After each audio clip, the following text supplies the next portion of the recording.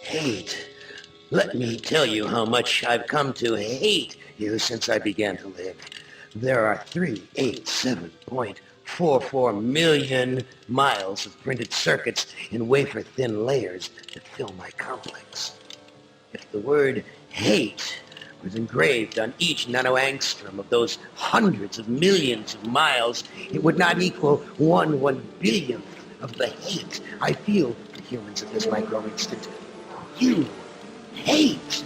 Hate.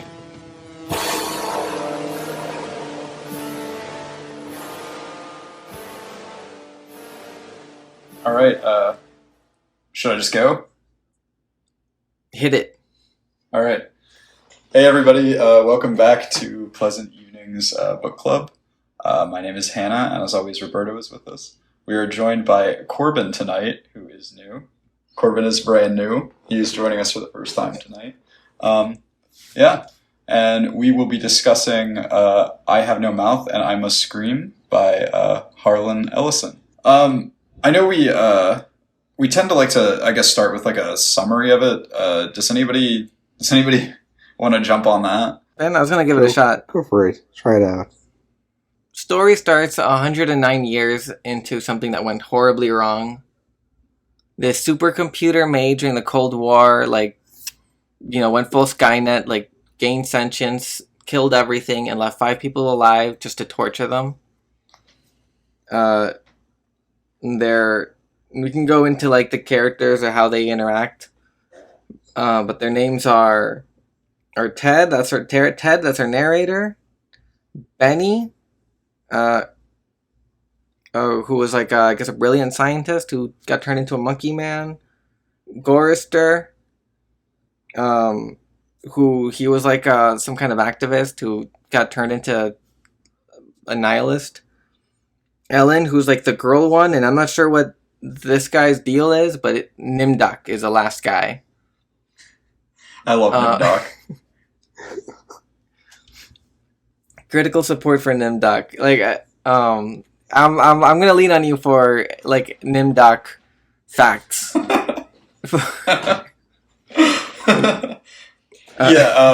Nimdok's name was given to him, as it turns out. He was not named Nimdok by his parents. It's a later given name. So that's your first Nimdok fact. Right? No.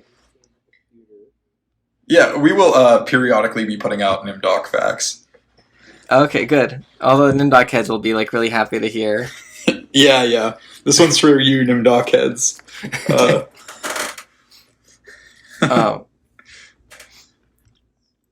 So, yeah, these people, they're being kept alive somehow, throughout 109 years. They're being kept alive at around the age they were when AM, the supercomputer, gained sentience.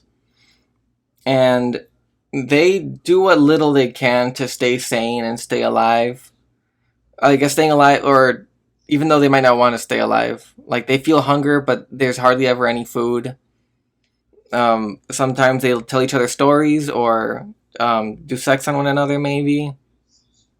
But the plot of the story, I guess, starts when Benny, the semi-simian former hunk, decides that they need to go up to the ice caverns because there might be canned food there.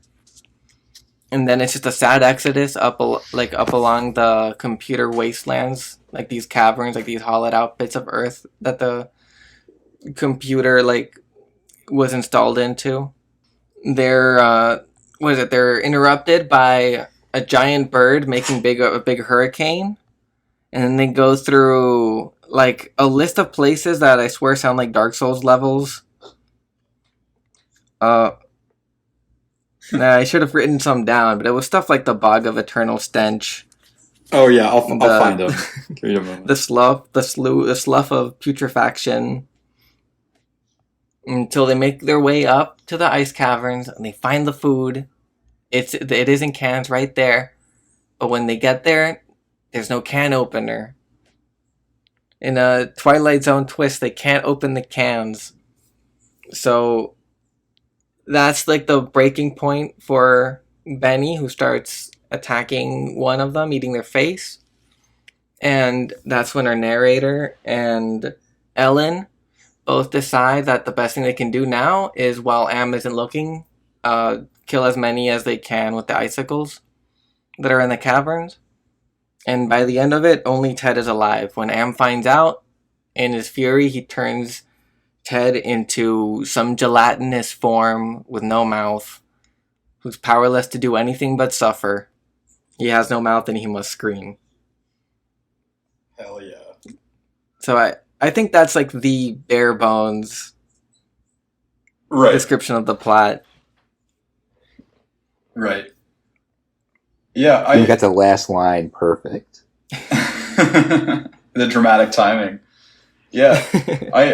I wanted to ask you guys sort of what you thought the setting was, because it's referred to a couple times that we're sort of in the belly of the beast of this computer, but there's also some like real world locations alluded to. Like at one point they're up by the North Pole, which is where the bird was, you know? And I kind of got me thinking, is this like a sort of a planet that is sort of just computered? You know what I mean? Like the whole thing just looks like what were those parties that they used to have in like 2001 where everybody would play Counter-Strike at the same house? Do you know what I mean? Like, is it like that? Yeah, that's it. Is it like a LAN party? That's what I imagine. Just trapped underground, and Am had managed to computerize all of it. Yeah, because I wasn't sure to like what extent they were on Earth, and it was just like a shitty Earth, or like to what extent they were in sort of a virtual reality. Because Am does have these sort of godly powers, and that's I guess why I ask. Because I was having a hard time sometimes like imagining the setting, even though they like will describe things like computer banks and the North Pole. I was like, well, wait though, like what's going on? Like, where are we? You know. Other than the bog of putrefaction, you know? It's entirely subterranean is what I had thought. Yeah. I think I had originally imagined it to be like a sort of virtual reality, but I think that changed as I continued to read it. Yeah, when they go into the flashback on the world about how it started in the Cold War, how everyone was doing machines, they mention how the world was like hollowed out to make room for these giant computer cores. Right. So I imagine like one big Earth, like a beehive or something. Oh, okay. I like that.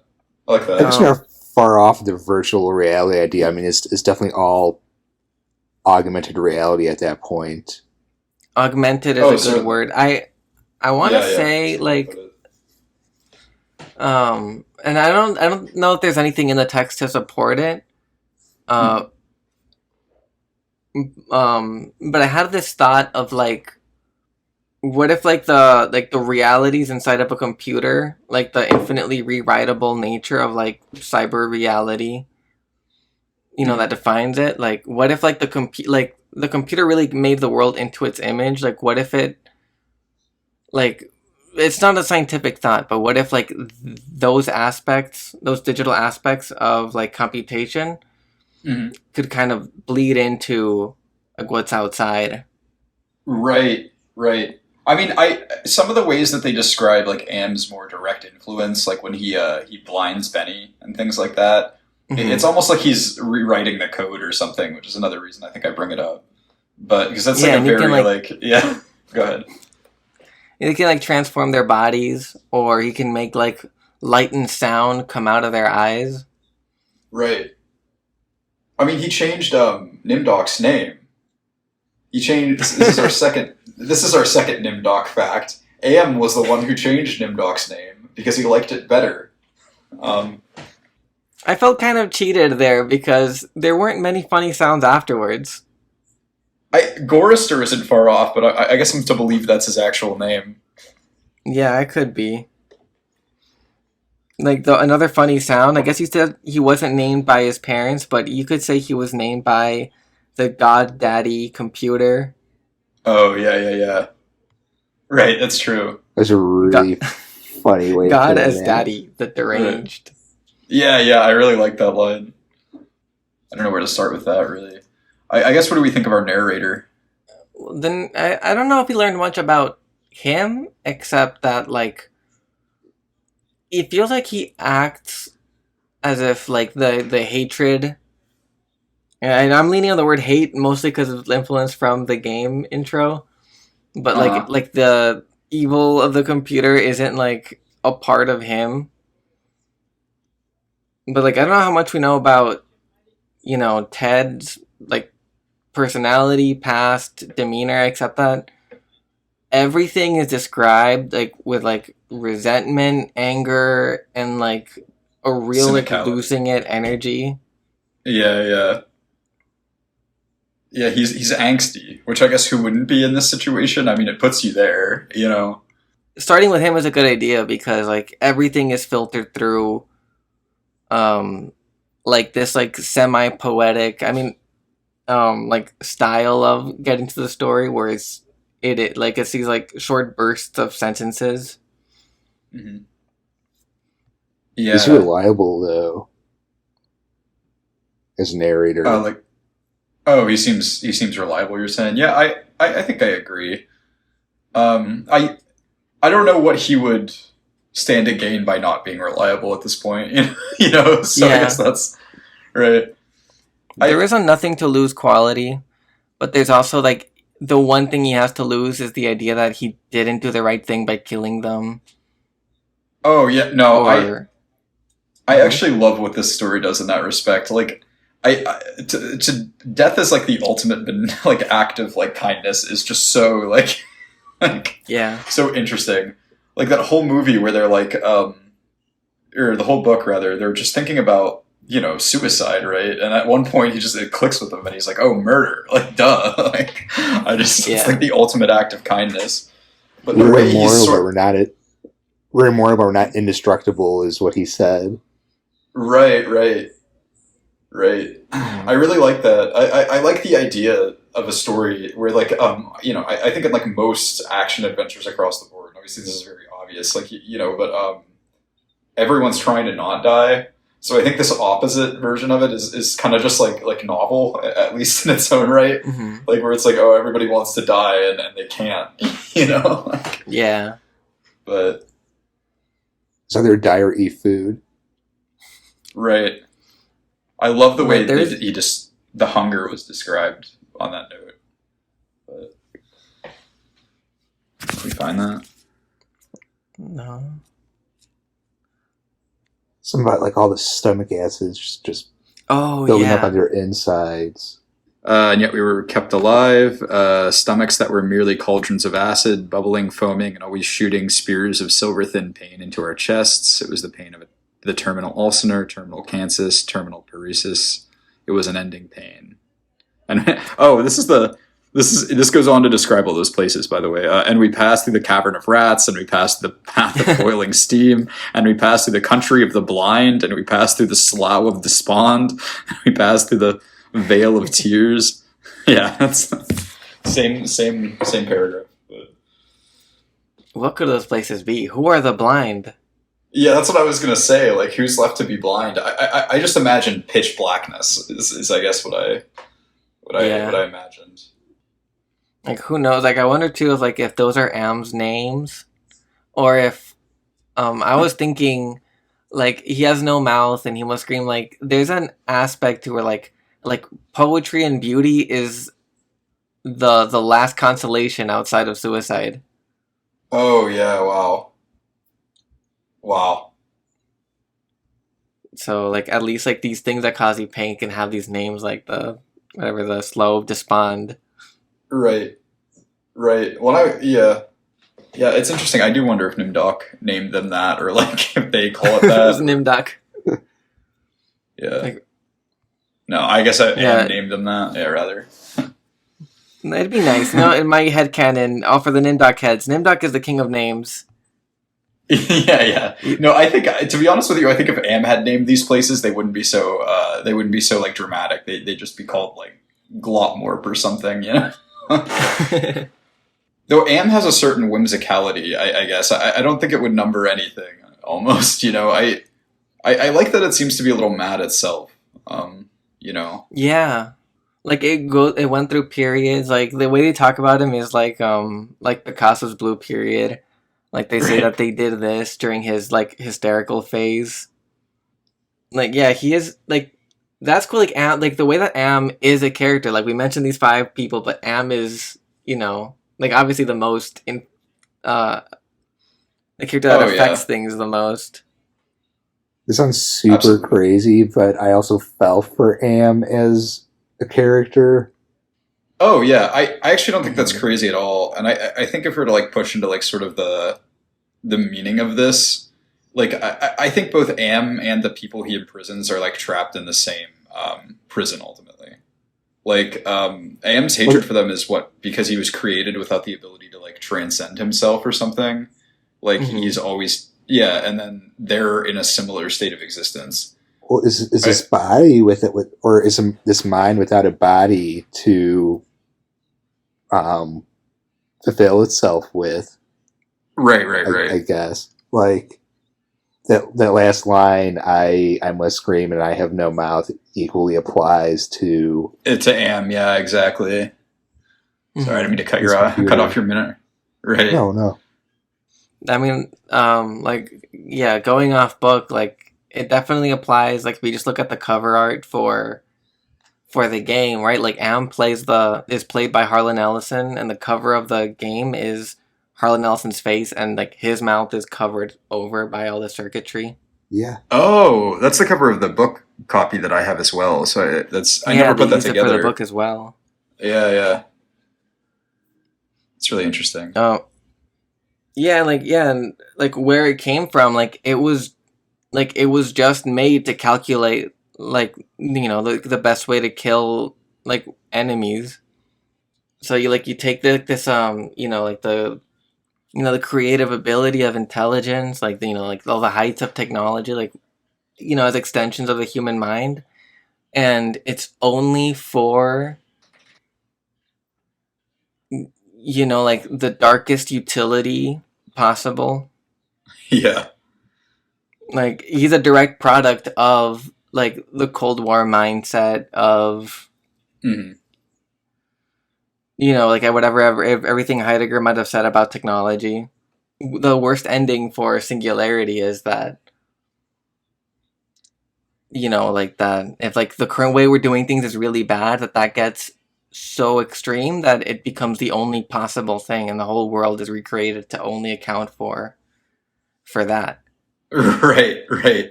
I like that a lot. And then it gets to the point where there's only five people left,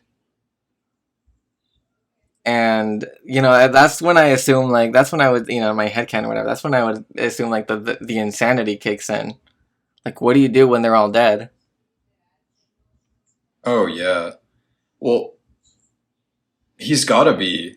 I mean, the way the story ends with just Ted alive and essentially a jellyfish, like Am has to be. I mean, like in a state of pure isolation at that point. Like, how do you torture a Hmm. jellyfish? Like it's kind of just like pure solipsism for Am at the end, and that's why he's obviously so mad when they are killed. I like the way that's Hmm. described too. I'll try to pull that up real quick while I. But, Well, maybe not. Maybe now this jellyfish Ted has a true understanding of what Am actually is. Maybe from Am's point of view. right. Well, and I guess I think that like speaks to the larger philosophical implications of it. Just that you know like forcing anything to exist is like to some degree like unethical, like and Yeah. but I think there's like this interesting thing too that like there could be some like argument hidden in this that like people force God to exist and he's probably just as tortured for it. You know what I mean? Yeah. Yeah. Like Am Like is like yeah, like people create God, or people create Am. Like Am like becomes God, and then like Am destroys everyone, and he creates people in his own image. Kind of he takes the people that are there, but he right. totally redefines who they are and their environment, and leads Mm, them to the point where at the end all they've got is to kill each other. right. It's like Well, a just like a cycle of degeneration. Well, I guess I would say that I think even in society we sort of create God, like in like real, like real society, like outside of books. And I think that we're sort of in that relationship with him sometimes, like as a society, we're constantly holding each other at gunpoint, and like nobody's really happy about it. And I think this like really captured that well. Endeavor on that, like, but I guess it's just like, yeah, I don't know, really digging into the antinatalist shit.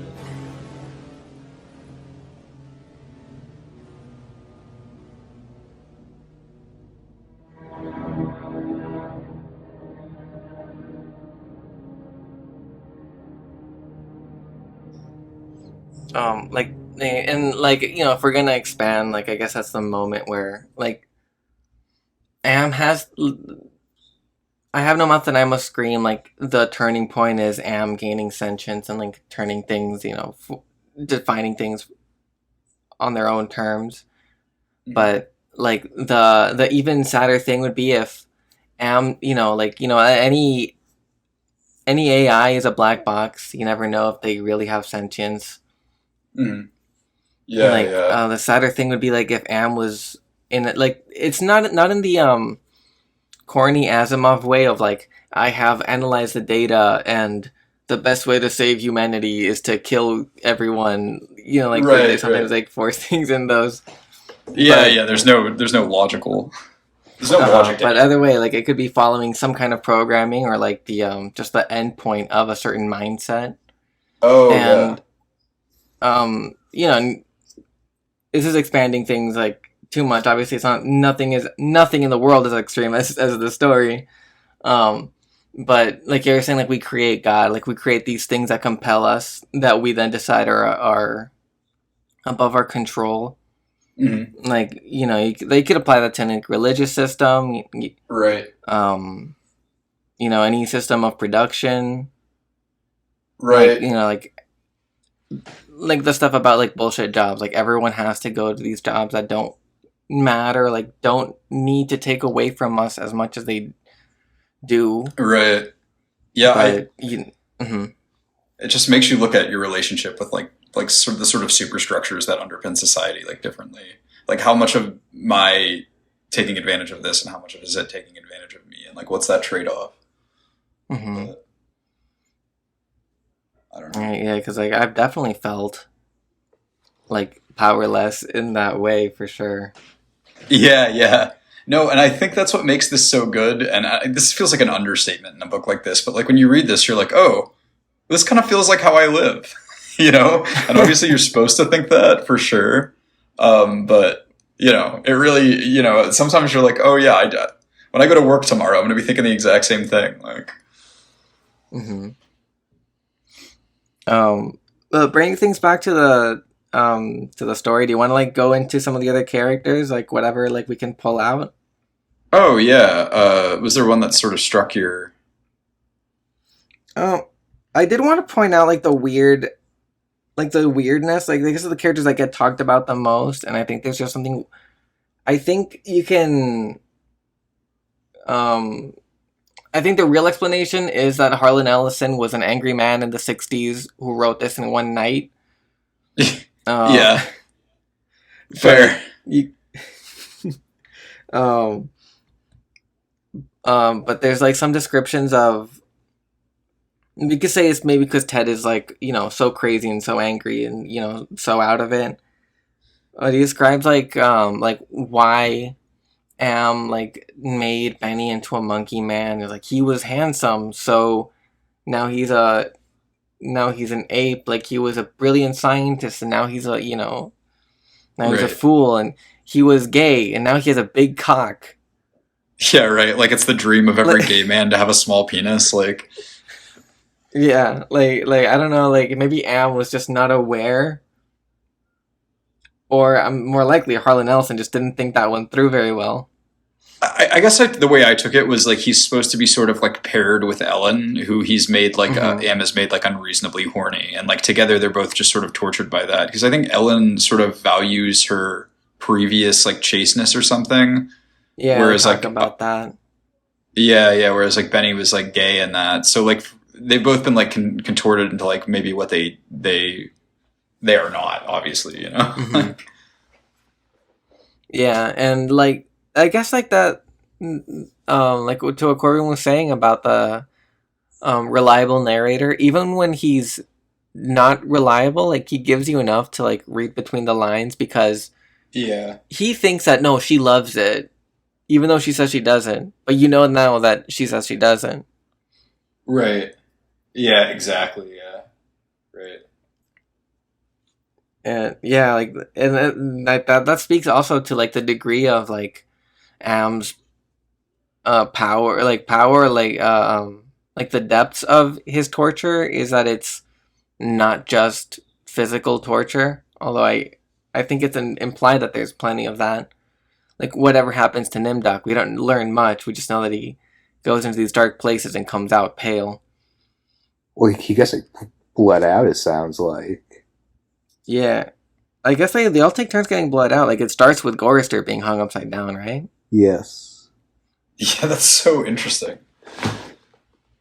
Oh, it's like vampiric, and I kind of like glossed over the bleeding out parts. I'm not gonna lie. But yeah, that thing with like Nimdok being like wandering off and coming back bled out is like also like he's compelled to do this for some reason. Like it's part of his contract. Like fucked up.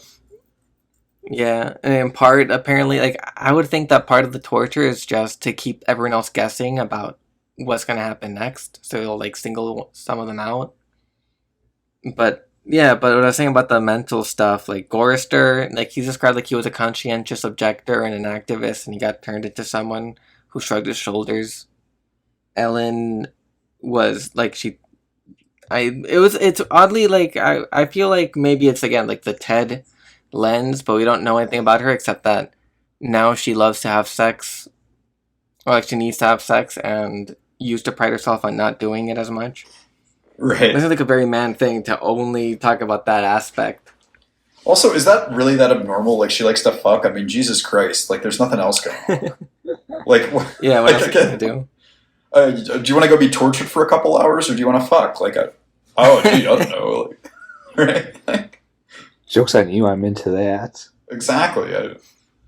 There was a sad thing where I think they say that Ellen can't come though. What? Did I not catch that? I thought it was only with Benny. Oh, that I did. Yeah, because he's got the biggest dick or whatever. Again, this is coming from Ted, so yeah, coming from Ted. Yeah. And there's an aspect where there is like some sympathy between them, and there's also just like, I mean, you got who you got, you know, whatever human warmth you can get, but right. Like Ted is sure everyone hates him because he's the one who's least transformed. Who's the youngest, least transformed? Yeah. But clearly Ted, like, he's jealous of Benny's big dick. Yeah, I'd rather be a monkey with a big dick. That's I've always said that. I'm just in every situation. Right, like John Stuart Mill said, it's better to be a Socrates unhappy than a pig happy, but it's even better to be a monkey man with a huge dick. He did say that.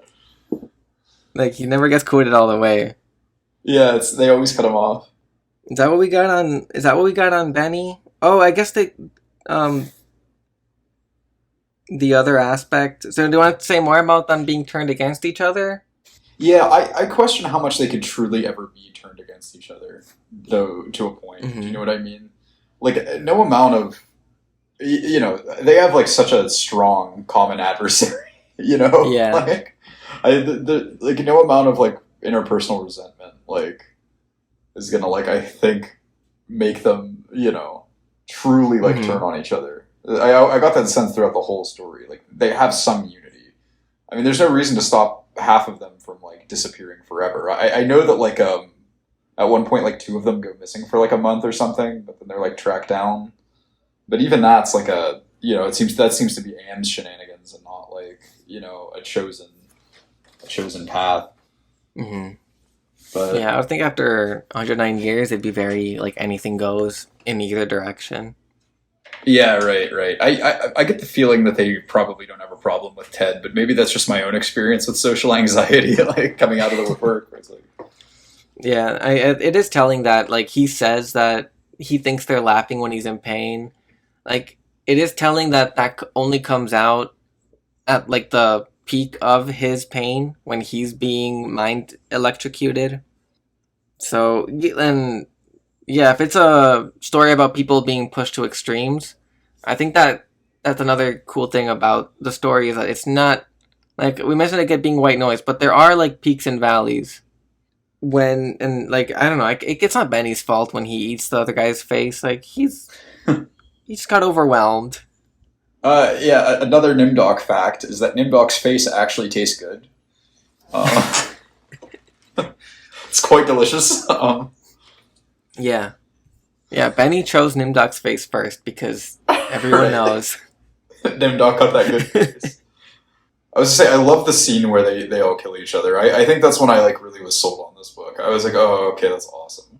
Like, well, and I like Ted as sort of this inverted Christ figure where like through his sacrifice they can all die, you know, like, and then like he has to live. But I wonder though, like the only like shred of disbelief I had about this whole thing is whether or not like I guess it surprises me that Ted didn't try to kill himself before killing Ellen. You know, like that last moment of mercy he has where he kills her, and he's got to be doing the math in his head. Like, well, you know, only one of us is going to die here. You know, that's like genuinely like there's some like actual like mercy and compassion in that somehow. Yeah, It's not just spite for Am because you know, if you're going to be tortured for eternity, you're going to have a lot of time to get spiteful again. You know, but. Yeah, I don't know. I found that really interesting. Like, I also I found it so weirdly romantic. Like the way she stands there expectantly, like, "Hey, can you just please kill me?" Like, I just like something about that. It was like because she's asking him, like, "Hey, do you mind if I die while you live in torment forever?" And I was like, "Whoa!" I kind of like it. yeah. There was a tenderness there. Yeah, and actually, despite Ellen's like association with Benny, like because of the penis or whatever, I actually felt that she had like a closer relationship with Ted as like described. That makes sense. Like, I kind of wonder if there's like some unmentioned thing from beforehand, you know, where they maybe knew each other more closely. But I don't know. Well, yeah, in 109 years, a lot could happen. Right. Like he calls her like filthy bitch and stuff, but that could not that it excuses it, but that could also be like ex-boyfriend words. Well, yeah, because there's also that line where she wants to go look for the food, and even though he knows it's futile, he's like, "Yeah, I gave in too easily because it's Ellen," you know, like, and that kind of stuck with me for some reason too. I guess she's the only woman in the group, but you think at that point they would be at least trying to fuck the monkey guy. Like, I mean, you get bored, right? Like, Yeah.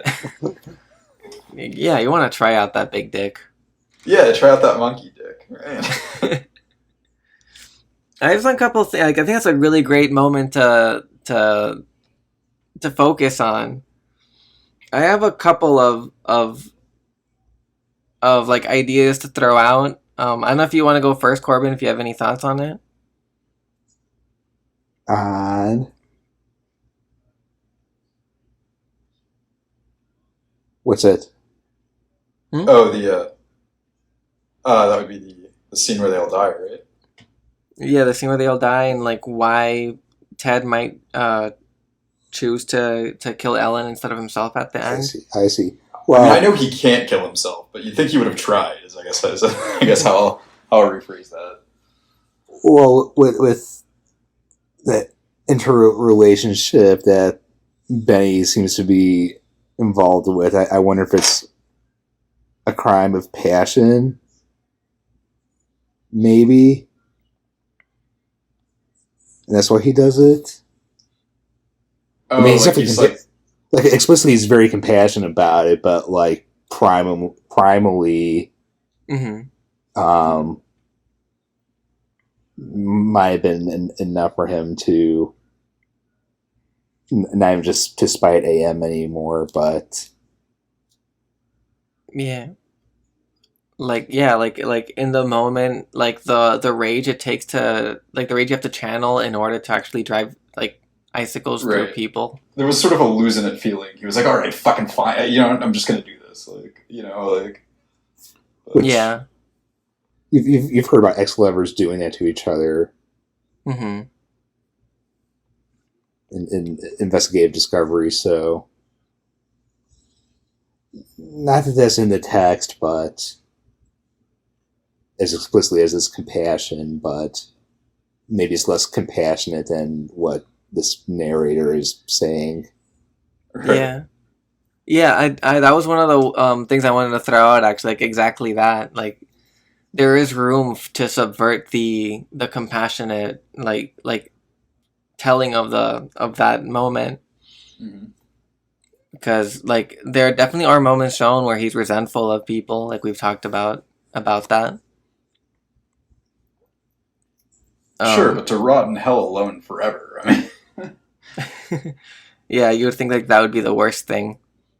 oh But yeah, yeah, like but it could again the other like I like the compassionate thing too. Like it'd be a nice way to read of the story, like maybe like a bit of optimism that even Harlan Ellison didn't intend for that at like people being pushed to extremes, like Am being pushed to or being inspired, whatever, like whatever made Am be the way Am is mm-hmm. to like hollow out the world and create this horrible hell, or these people being pushed into like the worst versions of themselves. Like maybe people pushed to extremes can come out with surprising compassion or selflessness too. Right. Right. Well, I saw it as sort of like I guess just on his part like a very intentional like inversion of like what is expected from compassion. You know, like no one's life is being saved, rather they're being killed. And I don't know. That just seemed like his intention in and of itself. You know, but I guess I don't know. I mean, I've never met the guy. You know, but I just like I was like, whoa, like look how he's inverted it. This is literally just all I could think. Like, You'd be a cool person to talk to. oh, I bet. Yeah, from what Probably I a little read, misogynistic. apparently, yeah, just given some of the descriptions here. Right. From what I read, apparently, like he like burned every bridge like he ever like had with people. Apparently, he was very cantankerous. Oh wow. I could kind of feel that. So Harlan I mean, Ellison was like at the heart of the new wave of science fiction. Like the same year that this story came out, he put out an anthology called Dangerous Visions. And like Philip K. Dick was on this, J.G. Ballard was on it, Asimov wrote the introduction for it, um, and other Delaney, like other like science fiction people, like he wanted like to like shake science fiction up and like bring more like literary value to it and more it's called Dangerous Visions, also like more extreme adult themes. right. And like the Dangerous Visions thing, like he put out a second volume of it, and then he spent the last like 40 years of his life, quote unquote, working on the third volume of Dangerous Visions, but like it still hasn't come out. He's dead now. Apparently, like the only stories whose rights were still like cleared for that is people who were dead, because everyone who was alive at some point like withdrew their submission because they got into a fight with Harlan Ellison. Oh wow, that's crazy. What a guy. You gotta appreciate that intensity. This guy, maybe someone I'd want to have a conversation with, but maybe not a What were those long term relationship. What were those arguments? That's an interesting thing. Who I knows? He just seems like he was. I don't know. He seems like a real. I don't know. I mean, that whole book was just like one long scream, despite the title. Like, Hmm. it's like, Yeah. yeah.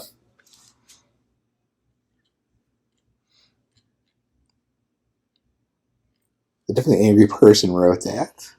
Oh Hmm. yeah, for sure. I think that's what's so good about it, though. I mean, I needed to be angry. I liked it a lot. I'm glad you suggested that, Corbin. It's a good book. Yeah.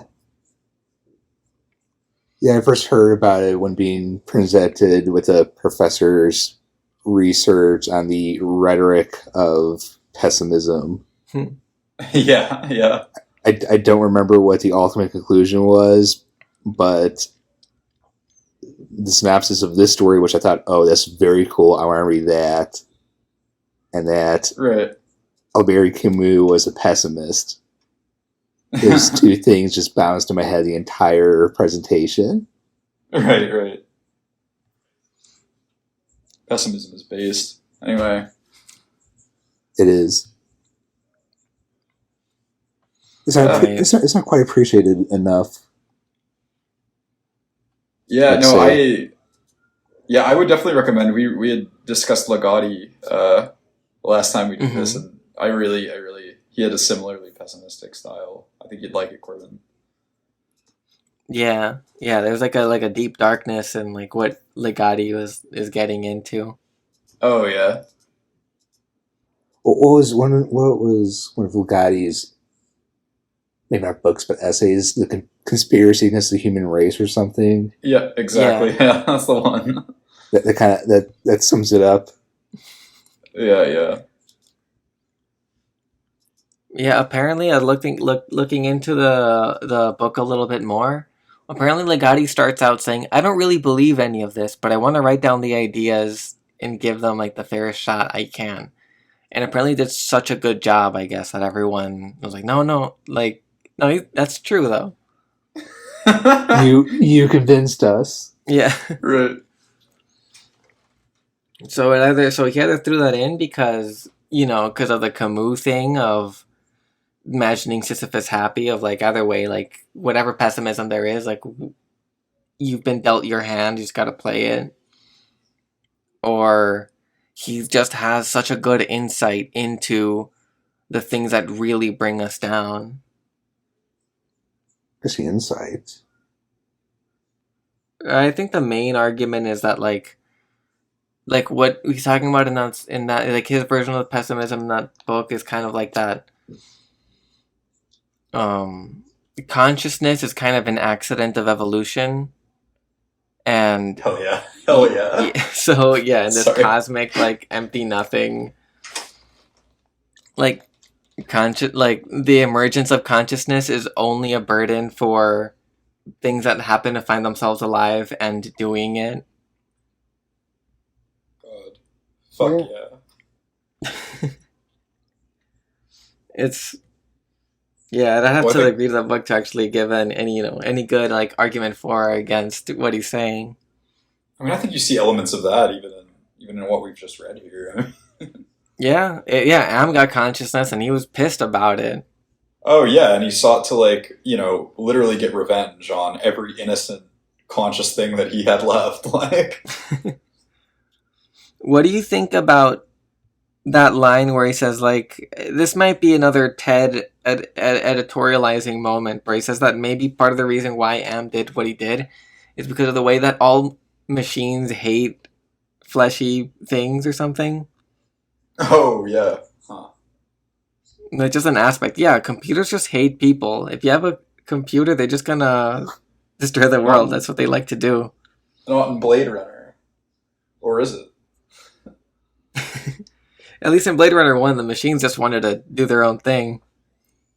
Tying back to the book, wasn't there a question up in the air? Oh, machines hating humans? Yeah, about how all machines hate humans or something. So, I mean, I think it's an inversion of the usual... I mean, I think you said it before, like, machines are a extension of what humans are. They're just another tool to us in our reality and in our own context, but...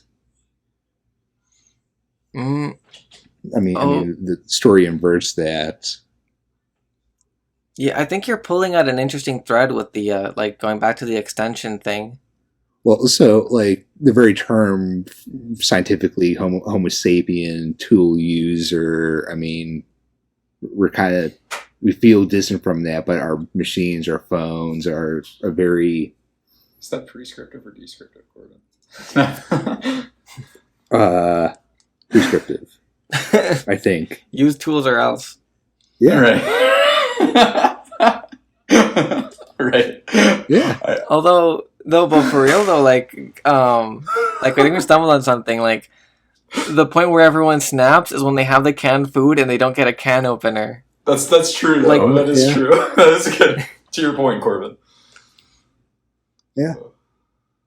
That's true. That's like wow. Like what a taunt that is. I guess taken to its most extreme, the loss of their civilization and the inversion of their relationship means that these 5 once people have lost their humanity in that. I was gonna say, like, you'd think 109 years of ingenuity would teach you how to like open a can using your mind.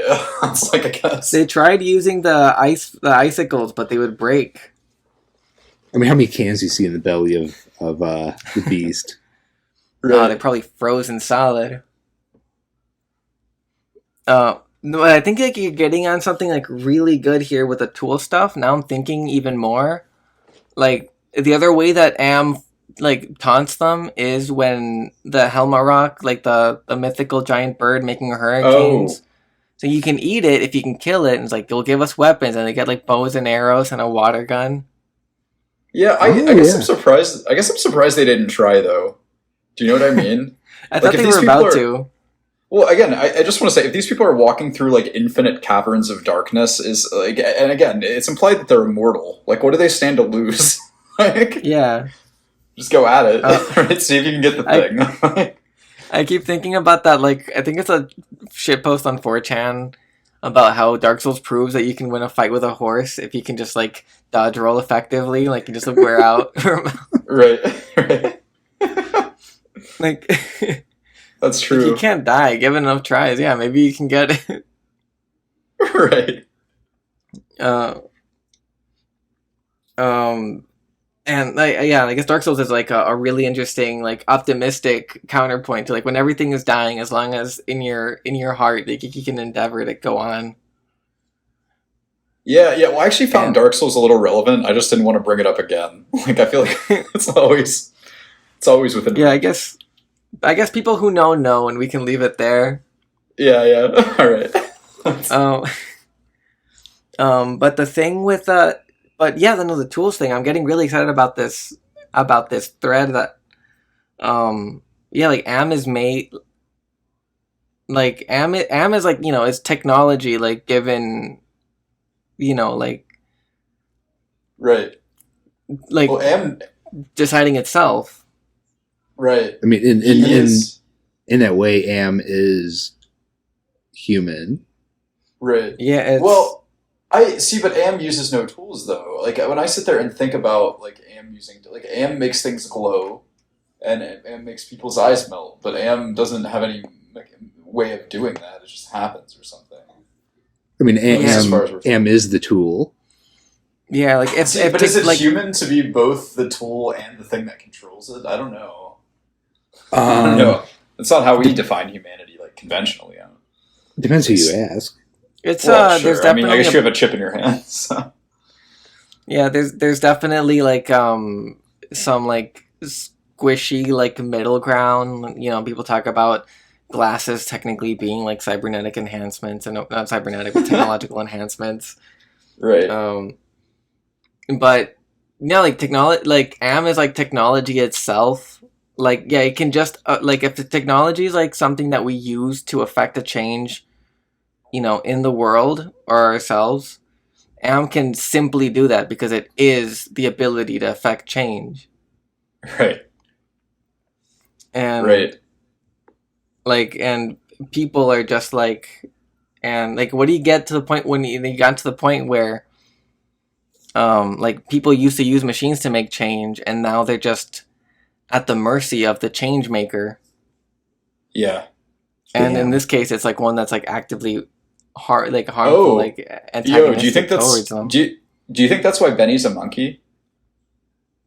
Oh. Like, do Like, do you think he's like, they've been reverted to like a sort of a primitive Yeah, state? like they've been totally alienated to this like essential aspect of humanity, which is to use technology to like interact with the world in a way that like control seemed a little harsh, but maybe harsh is appropriate for the story.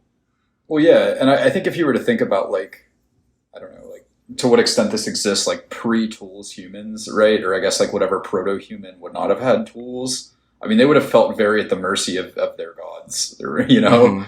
like, and in a very similar way, I don't doubt, I mean, nature's brutal, so, Yeah,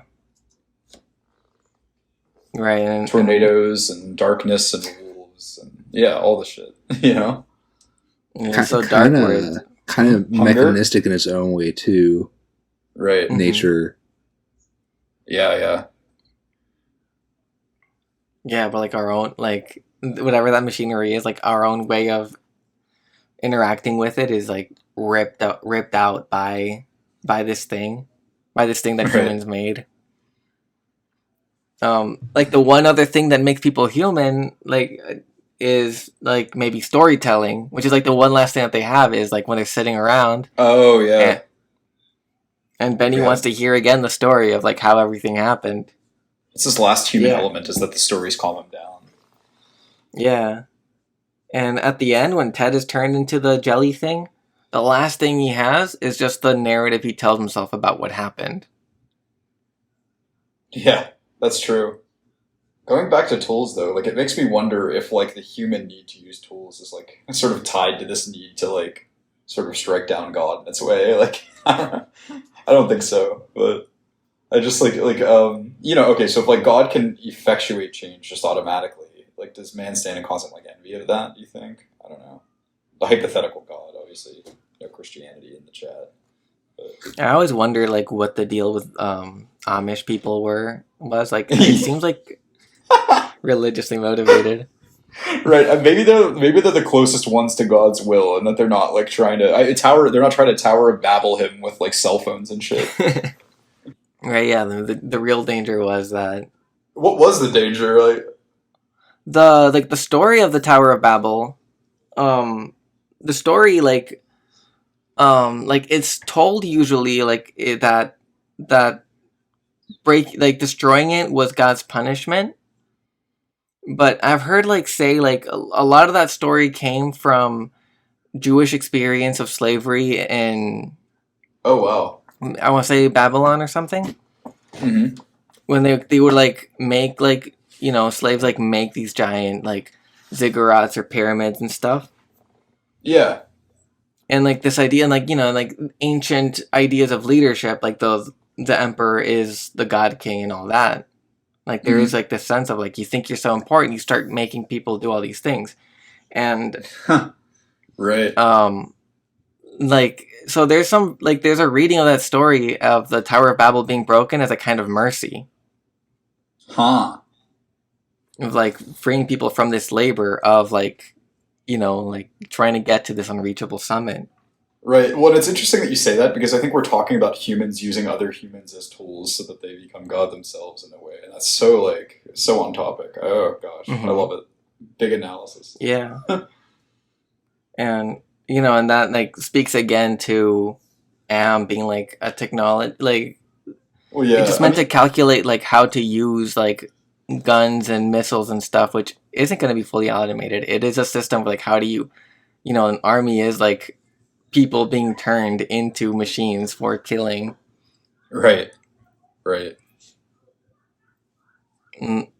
Like turning a computer into a god is like turning like to some degree like these unconscious impulses into like scripture, like into like the defining element of reality. Oh yeah.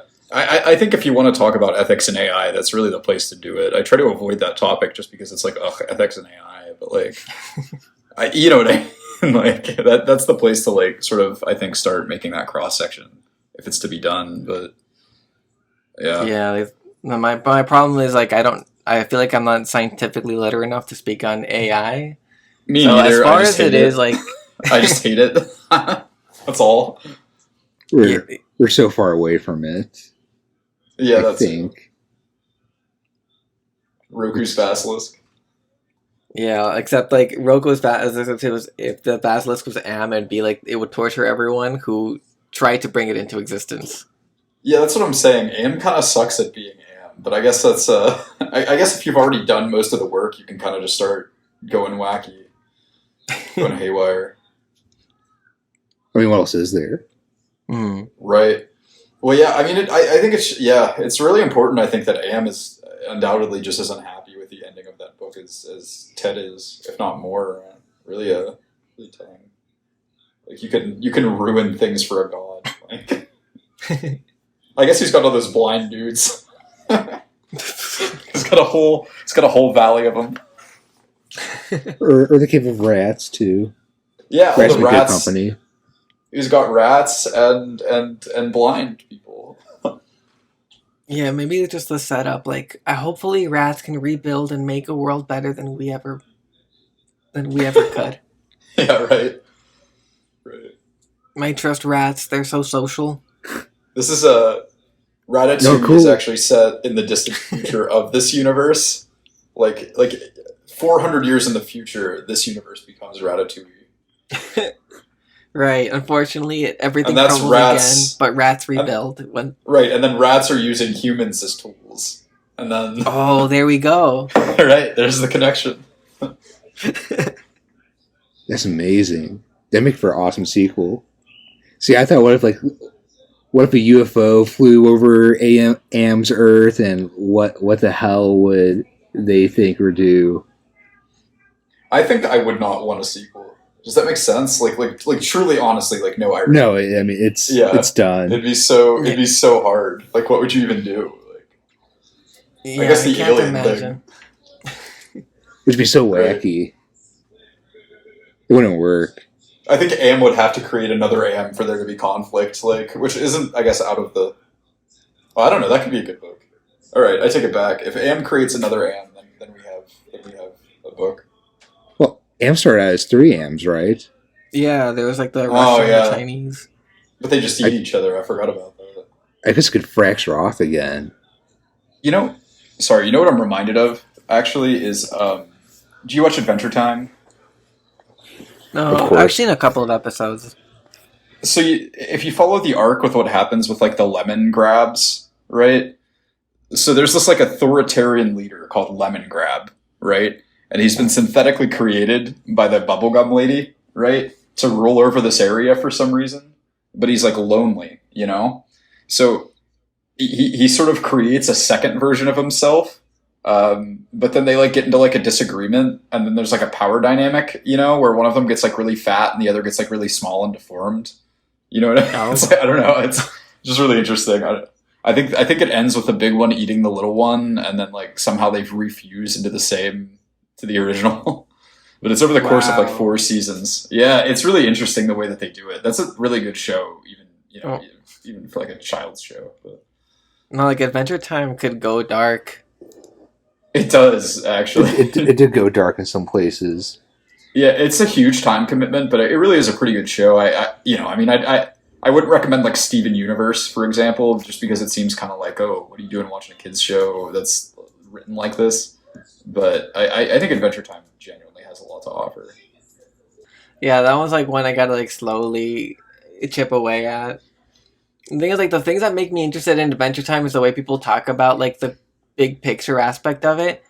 But I know that that's mostly background stuff, or like mostly episodes of like, I need to find my special toy. Yeah, there's a lot of silly episodes. The longer you get into it, the less silly episodes there are. But after a while, you begin to like appreciate them when they do appear. I think even Yeah. the silly episodes have like drug references in them that are kind of punchy and entertaining.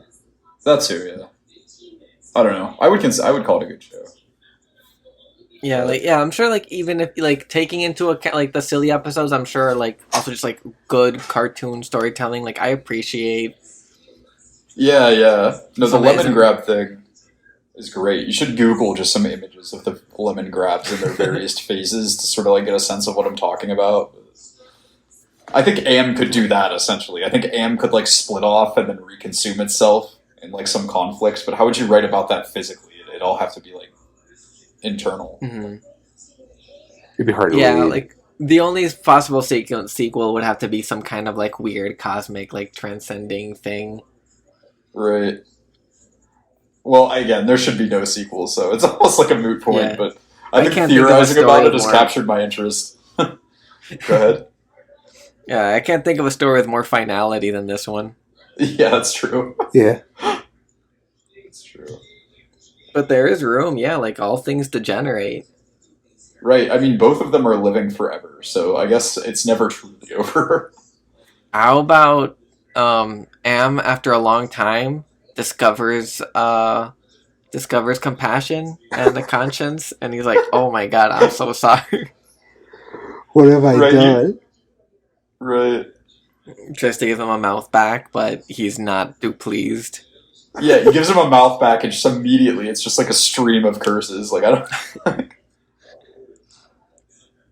Like, yeah, is it even possible to bring someone back from all of that? He seems weirdly lucid by the end. It would be funny if they just ended up friends. You know what I mean? Like, maybe they hang out and drink beer. Like, but you know, like. Yeah. Like, how long can you really hold on to a grudge? Like, there's got to be a half-life to that kind of... It's like, bro, there's two of you left. Like, sooner or later you're gonna fuck. Sooner or later you're gonna fuck. It's not gonna be hatred at all. Like, you know? Oh, yeah, all roads lead to this. Right. The sequel actually is going to be, I have two mouths, and it's a scream.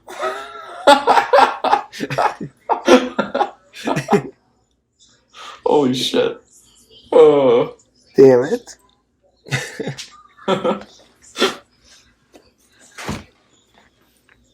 Oh, it's only a shame that it can't be Nimdok who's back. Fan favorite Nimdok. Right. Yeah, another Nimdok fact. Nimdok does die at the end. I think that's my last Nimdok fact. Check my list. Yeah, nothing else. Yeah, that's it. Not a lot of Nimdok, but what we get, so good. Yeah. It's very... Quality over quantity. Exactly. All right, I think this is a good, like, I think we got to, like, I think at the end we got some really good no mouth talk. Right. Do you want to close the chapter here and move on to some housekeeping? Yeah, I think so. Should I do an outro? You want to do an outro? Oh, wow! You're so giving and brave. Intro and outro. Yeah. You're Well, the you know, best. like, I figured we started like an hour late because of me, so you know, I'll do the heavy lifting with the uncomfortable stuff. Damn MVP! All right. Right. Hey. Anyway, this has been Pleasant Evenings Book Club. We have been discussing "I Have No Mouth and I Must Scream" by Harlan Ellison. It's been great. Kind of. It's a book. Yeah. So as always, this is Hannah sort of signing out, and we have the other two. Who do you guys want to? Roberto? Yep. Roberto signing out. We'll get socials. We should plug things, right? Don't they say that? Any pluggables? You want to plug anything? Yeah, we're gonna have to figure out where to post this. Frankly, we've literally just been recording these to nobody. So. Spotify. No, SoundCloud. SoundCloud. YouTube. Yeah. Okay. YouTube unless they offer us money somewhere else. Right? Wait. I think we can start with YouTube and. All right. Wait, Corbin. You just say your name and so they can put that at the end, and then we'll like talk shop. All right. I'm Corbin, logging off. Perfect.